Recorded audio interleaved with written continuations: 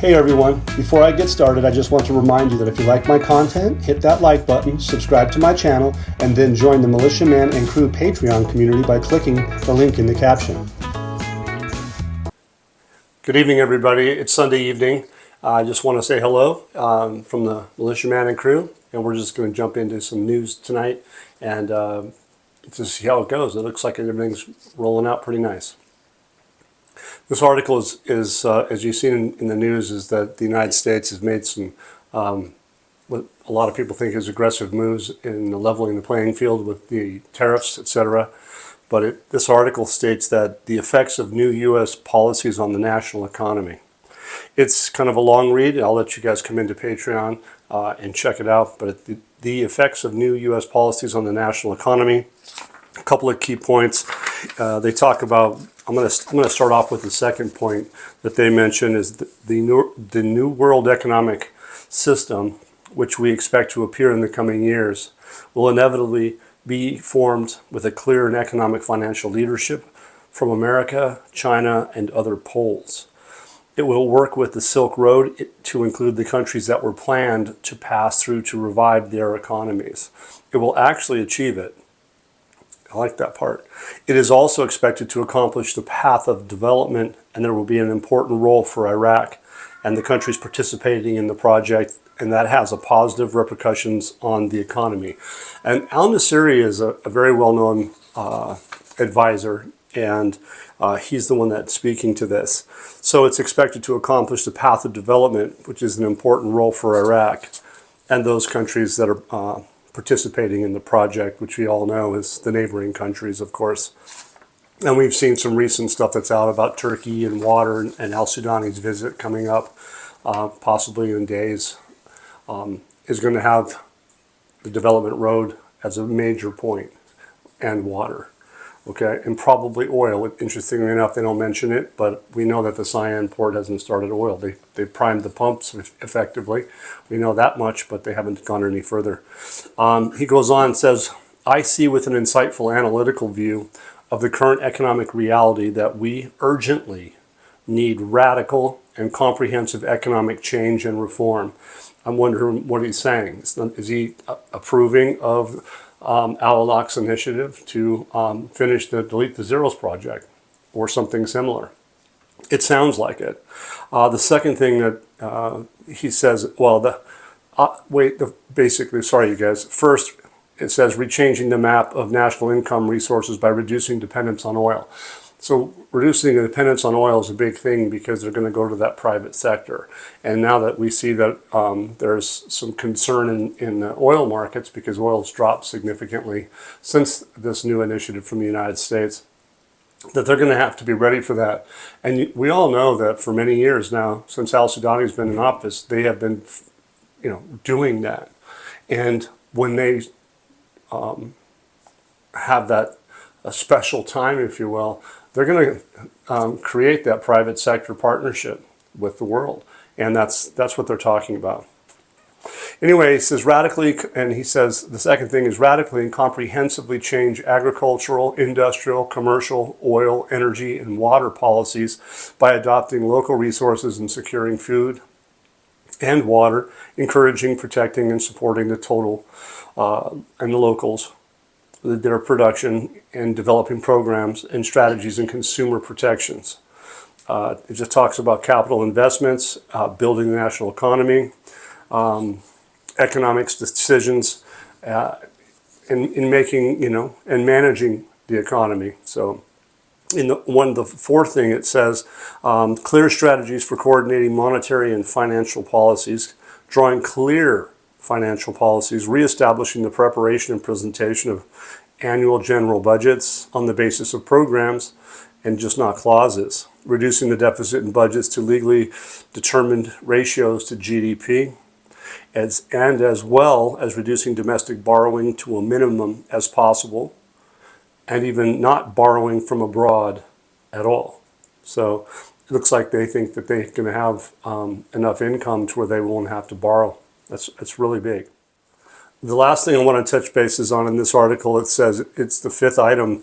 It says, completing the new methodology adopted by the central bank in reform, banking development, and digital transformation in all digital fields, with a focus on implementing the central bank's strategy and the development of that strategy and its financial position, and using artificial intelligence in the analysis, transparency, and accuracy of data for the purposes of proper planning for the economy and to overcome the challenges of instability in the financial system and the monetary system.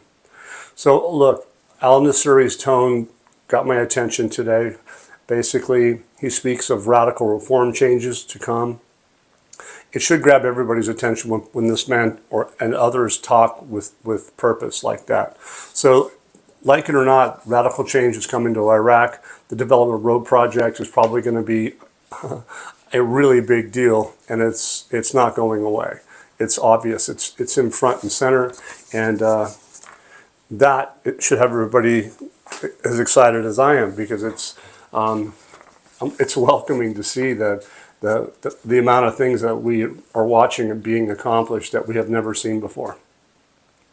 This article is called Government Consultant, 95 trillion dinars kept outside of the banking system. First thing I want to say is that you realize that there's a lot of people in Iraq that still have money. But remember that 20 years ago or less, right, whatever, a lot of people had to leave the country. A lot of wealthy people left the country during the war. So there's a lot of people, a lot of Iraqi citizens here in the United States that have a lot of money. They really do. There's big communities, hundreds of thousands to millions of Iraqis in the United States. And those are some of the wealthiest people that were in Iraq a long time ago, because a lot of them weren't welcome at the time Saddam Hussein was around. So look, keep that in mind when they talk about 95 trillion dinars. Okay, it's a lot of money, of course, but it's not all of the money. And remember one thing too, the currency is going to change in some shape or form in value. And so for them to have, to be able to absorb this amount of money over time, they're not just dealing with oil and the shocks of oil. They're dealing with a lot of things, over. They're non-oil, their taxes and tariffs at the borders, they're taking care of all of that stuff. And then again, change the value of the currency, it will reflect very powerfully on a lot of people, especially everybody, because there's only a finite amount of money that Iraq issued. And I think everybody should know this, that that money that we're all holding is, as far as I understand, is printed in the United States. And so they know how much money is out. The central bank knows that.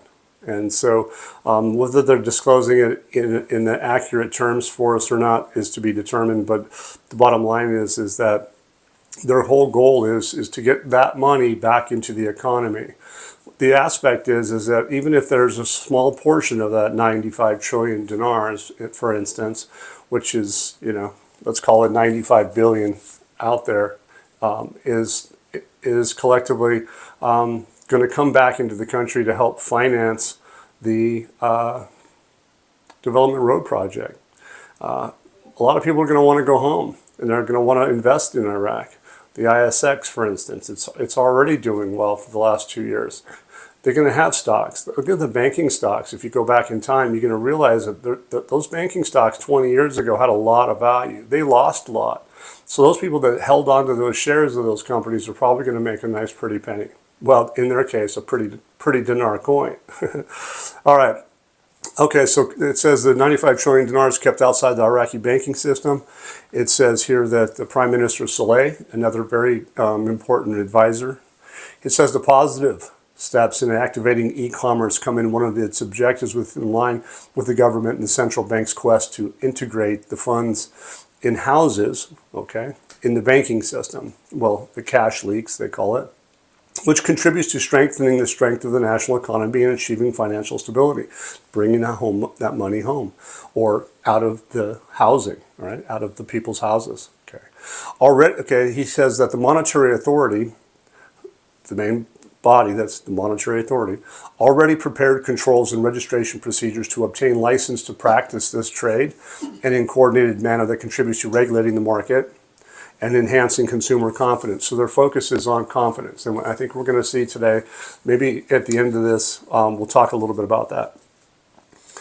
He adds that the steps of the government and the central bank to enhance confidence and activate e-commerce were consistent with the launch of a digital transformation projects, since the central bank announced the launch of strategic projects to support digital transformation, including instant payments for projects, local cards, and unified payment gateways, all of which aim to promote financial inclusion and facilitate digital banking operations. Interesting, new system, digital, okay. He points out that all procedures for dealing with information technology and integrating into the digital payment systems are consistent with the development of the country's digital renaissance. The financial culture of the society and also the development of the behavior of the monetary society towards inherited customs, traditions, and cultures, where the issue of hoarding money in homes instead of depositing it in banks remains a prominent economic challenge for Iraq.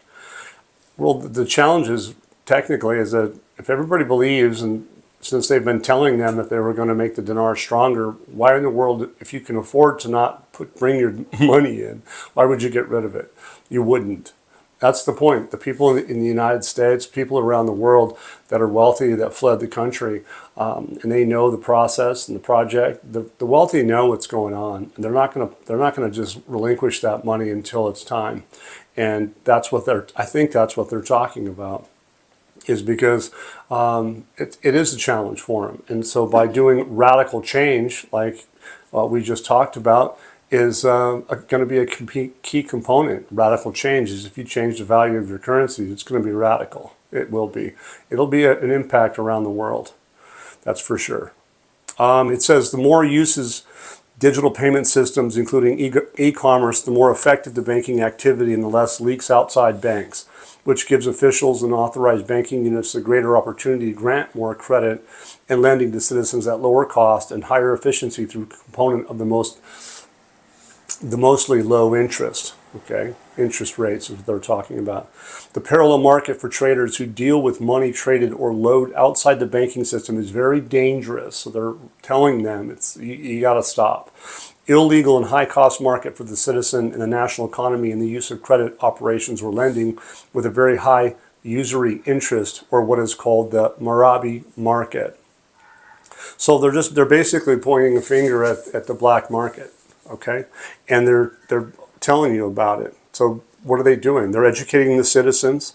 They're talking about monetary policy. They're talking about building confidence, and they're trying to maintain that confidence because they've been there. The World Bank has already said so recently. Within, I think it was today, they talked about that. So, and they're getting praises from it. So ultimately, that's part of the central bank's job, is to do.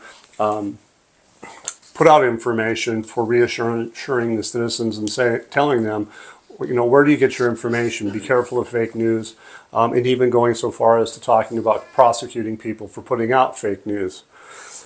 So in this next article is Al-Sudani chairs a meeting to discuss the economic and trade implications of the United States decision to increase customs tariffs. And so who's talking about it? It's Prime Minister Al-Sudani. He chaired a meeting on Saturday, that was yesterday. And what were they doing? They were discussing economic and commercial impacts of the U.S. government's decision to increase tariffs on their imports of goods from countries around the world, and the repercussions of this step on the global economy as a whole, which includes crude oil prices, to the extent of the impact on the Iraqi economy in this regard. So it goes to the statement from the Ministry of Trade that reveals a percentage of raising the U.S. customs tariff on Iraqi goods was based on the difference in the trade balance between the two countries, not because of the customs duties imposed by Iraq on U.S. goods. And he says, in light of this data, what they're trying to do is to ensure the best path for developing the Iraqi economy. Sudani comes out and directs that necessary measures be taken in accordance with the supreme interest of the Iraqi economy. Number one, he says, working to develop mutual trade relations by opening outlets for distributors and American commercial agencies, activating Iraqi commercial agencies and direct trade dealings between sectors opposite the United States of America. He says, two, it says working to develop banking services between the banking and financial sectors in Iraq and the United States of America in a way that ensures the achievement of mutual economic interests. And it says here, directing the negotiating team with the American side to review the foundations of the trade relationship with the United States with the aim of improving it, ensuring building of balanced economic trade relations that guarantee mutual interests between the two parties and develop a positive partnership. And lastly, it says that the Ministry of Foreign Affairs is talking about this. They're talking about finance, trade, concerned parties. Okay, so these concerned parties shall take or undertake to open a dialogue with the opposite American side in a way that ensures the strengthening of Iraq's trade relations, monitoring financial markets, economic expertise, and submitting weekly reports to the Prime Minister's office. So they're talking about expertise. Well, they already have some major international players in Iraq with expertise in their financial matters. Well, we all know that the Rafidain and Rashid Bank may be merging. We've known that for years, but we also know that they're talking about it again today. So the next one here is Iraq is waiting for a trade delegation from America. So Iraq is going to have a meeting with America, and with who? It says that Fahad al-Adin, he says he's an advisor for the Prime Minister. He says indicated that a senior trade delegation from the United States of America will visit Iraq this week to strengthen economic and trade relations between the two countries. That could have gotten started today. Their week started today, but not saying it did, but it could have. He goes on and says a visit aims to discuss investment and cooperation opportunities in strategic priority projects in Iraq, strengthen the partnership between the two private sectors in the two countries. So private sectors connecting, that's big, because that's what they're going to get these additional revenue streams. That's what the whole plan's been about, and it's been talked about since 2003. Okay, it says that they're expanding fields of trade, transferring technical and technological expertise.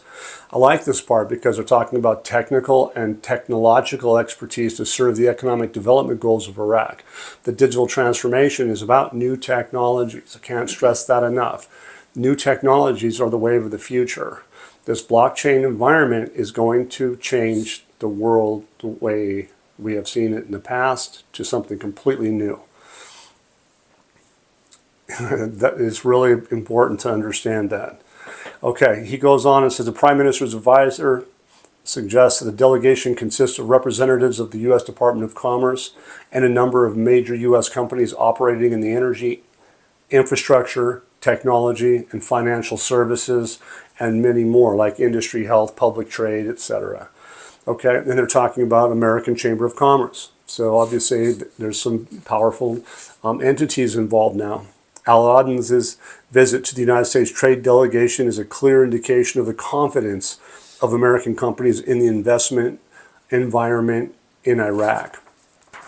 And so they're talking about all this now. What are they talking about? They're talking about renewable energy. They're talking about developing it. They're talking about the digital transformation. They're talking about banking.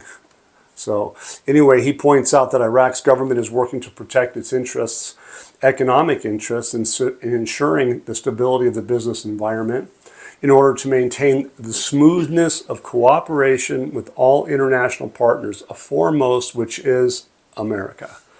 And so obviously, they talk about the strategic framework. I'll let you guys Google that. It's a long read. But the strategic framework is about economic issues. It's about political issues. It's diplomatic issues. But the main thing, it's economic and cultural. So take a look at that, and you just got to look up United States Strategic Framework Agreement, Iraq. You'll find it simply. And just know that if they're talking about this now, and they're talking about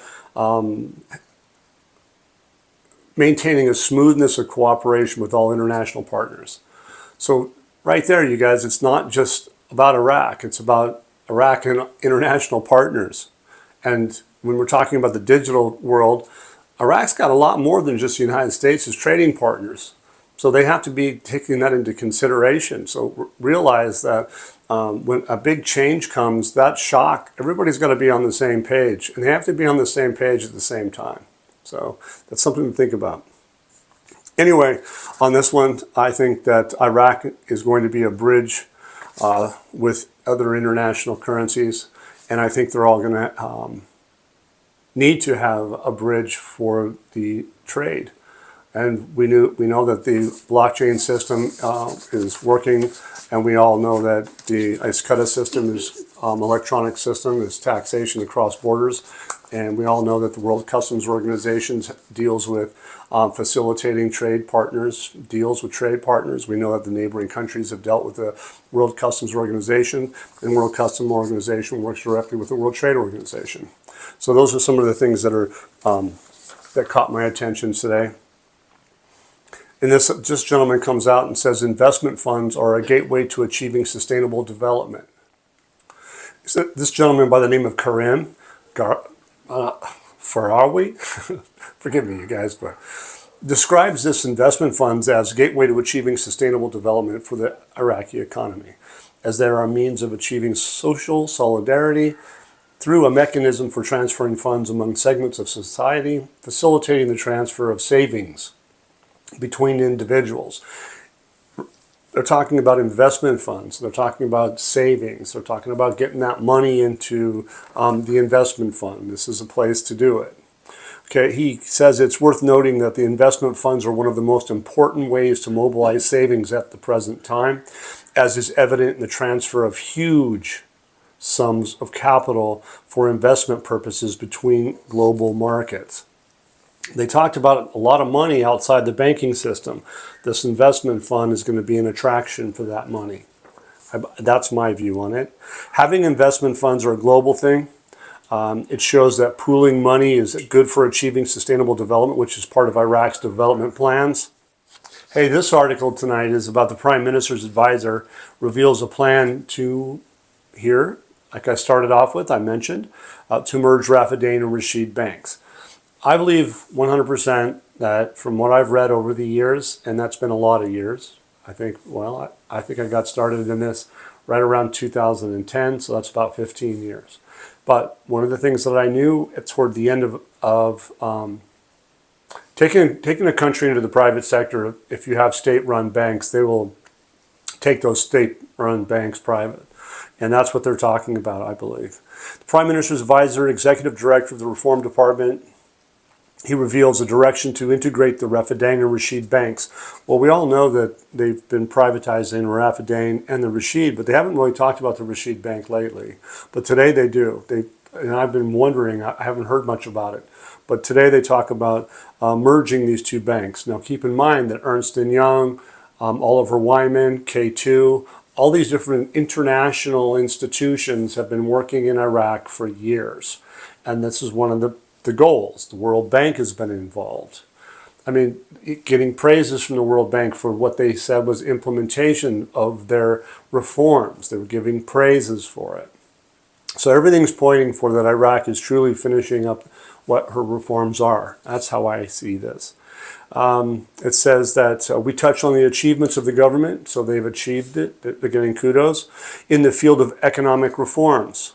He explains the contents of this Islah House project and its importance, indicating the contents of the draft public-private sector partnership. That's what going to an international monetary system is going to be about. It's going to have a public and a private partnerships in Iraq. What does it do? It aims to enhance the investment environment in Iraq. He says, speaking about this project, the project is not just a government program, but a comprehensive roadmap aimed at achieving sustainable development through interrelated goals, one of which is the activation of human capital and strengthening national competencies. So they're going to educate the citizens and they're going to put them to work. That's basically what they're telling you. That's exactly what will work. It says here that regarding cooperation with The World Bank, here we are. It says the World Bank praised the reforms implemented by the Iraqi government, including the policies of the Islah House that support sustainable development. Cooperation focuses on supporting financial reforms, providing technical advice and financial assistance to enhance the stability of the Iraqi economy, and improving financial governance systems. It's a little bit of a long read, but we're going to get through it, okay? He goes on and says, the government has come a long way in preparing the draft public-private partnership law, which is an essential part of the government curriculum. This partnership aims to enhance cooperation between the government and the private sector, especially in infrastructure, transport, and energy projects, in order to contribute to stimulating the national economy and achieving sustainable development.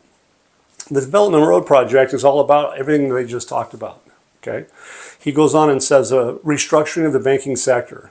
It revealed a plan to merge Rafidain and Rashid banks into one entity with the aim of improving Iraq's credit rating and increasing international confidence in the banking sector, pointing out that the international consulting company, or the companies, was assigned to supervise this merger process, which includes improving financial and administrative performance and developing the digital infrastructure. Again, they keep focusing in on the digital transformation of this country. The government has achieved a significant increase in non-oil revenues, exactly what they've been talking about all this time. They need to go from oil, a rentier country, to non-oil revenues. And that's where the kudos come from the World Bank. It's because they've been doing that, and they've been implementing those things. Okay, which is an important achievement within the framework of the which is an important achievement within the framework of the strategy of diversifying sources of income. That's a tough, a tongue twister for me, so I'll read it again. The government has achieved significant increase in non-oil revenues, which is an important achievement within the framework of the strategy of diversifying sources of income. So there you have it. All right, so pointing out the government focuses on improving tax administration, developing customs duties, and stimulating investment in non-oil sectors such as industry, agriculture, tourism, technology, to ensure, again, the sustainability of those revenues. And then they go on and says basically the economic reforms implemented by the government contribute to enhancing investment environment and achieving sustainable economic growth to ensure a stronger and more diverse financial future for the country. So basically, look, the merger of the two state banks is likely awaiting a new exchange rate change. That's how I see it. You don't see the oil flowing from the Siam port. You still see them talking about, the retroactive budget, the salaries not being paid, not exposing Article 12, Section 2, and then Paragraph C of their 2024 budget exposed publicly yet. And so you got to go, well, what are they talking about? They're going to talk about enhancing confidence. They're talking about people not bringing in their money. Well, everybody's waiting for Iraq to make a move. And I think that if you haven't seen it already, hopefully a light bulb comes on, because I think the amount of data they're sharing with us. They talked about launching the digital dinar. They talked about Al-Alaq, digital dinar, Al-Alaq, financing major projects, right? Okay, it becomes a lot cheaper from 1310 to finance projects at whatever their new real effective exchange rate is. It's going to be a lot cheaper. And they all know that. And the world knows that. Okay, Central Bank of Iraq denies stopping supplying travelers with dollars and the official price. And why do I bring this up is because it's basically, you have an article out earlier, of which I didn't bring in, is talking about that they stopped selling dollars to citizens today. Well, the central bank comes out and denies stopping supplying travelers with dollars, stopping the supply of travelers with dollars in the official price, stressing the decision is valid and there is no validity to suspend it. So in other words, they're just basically saying it's fake news. I'm pretty sure everybody in America has been aware of what fake news is. It's just not true. Or A, it's a deflection. All right, well, I don't have a crystal ball, but the bottom line is the central bank comes out and says the decision is valid and there's no validity to stop it.